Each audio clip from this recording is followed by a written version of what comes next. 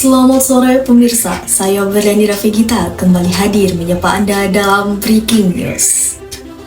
Pada hari Selasa, 2 Desember 2025, mata kuliah Teknik Reportase dan Investigasi Berita yang diampu oleh Bapak Adi Kusuma MSI tidak dilaksanakan di dalam kelas seperti biasanya.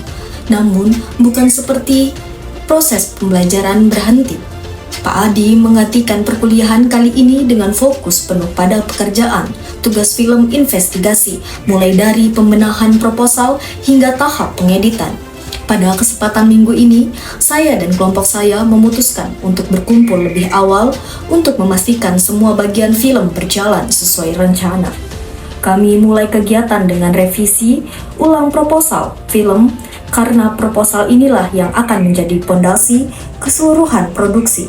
Kami mengecek kembali tema besar film, alur penyelidikan, daftar narasumber, dan bagian mana saja yang harus diperkuat agar film kami tidak hanya menarik, tetapi juga memiliki kekuatan, data, dan nilai jurnalistik yang solid. Diskusi cukup panjang, kami mengkritisi bagian latar belakang yang masih terlalu umum, perbaiki rumusan masalah agar lebih fokus, dan mempertajam sudut pandang investigatif. Selain itu, kami memastikan bahwa setiap klaim yang kami masukkan ke dalam film harus didukung oleh fakta, data, atau hasil wawancara yang sudah kami kumpulkan sebelumnya.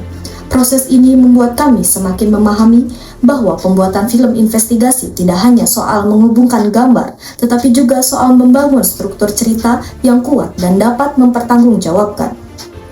Setelah proposal dirasa matang, kami beralih ke bagian teknis, yaitu tahap pengeditan film. Editor kelompok, kami mulai membuka seluruh file footage yang sudah terkumpul, mulai dari hasil wawancara, dokumentasi visual, brawl, and bench yang direkam dari lokasi.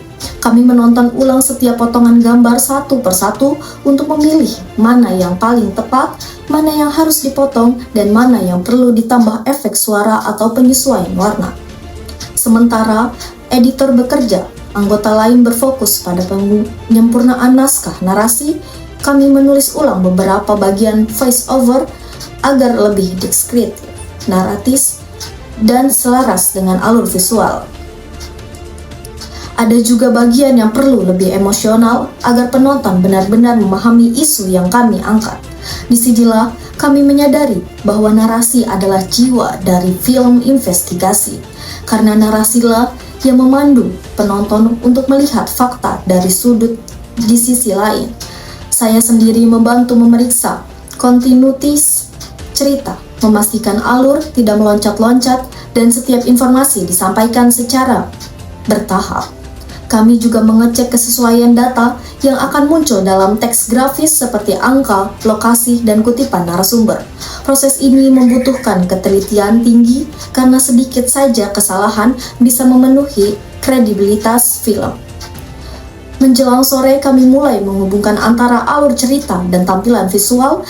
Editor memberikan preview kepada seluruh anggota kelompok. Kami menyimak sambil memberi masukan apakah transisinya terlalu cepat, apakah bagian tertentu perlu terlambatkan, apakah musik pendukung sudah sesuai, dan apakah suasana investigatif sudah terasa di setiap babak.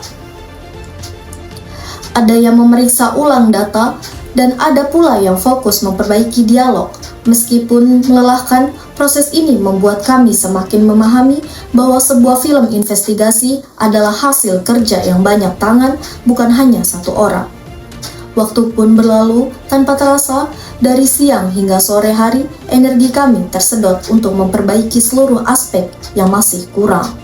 Namun rasa puas muncul ketika melihat perkembangan lahan film mulai membentuk wujudnya.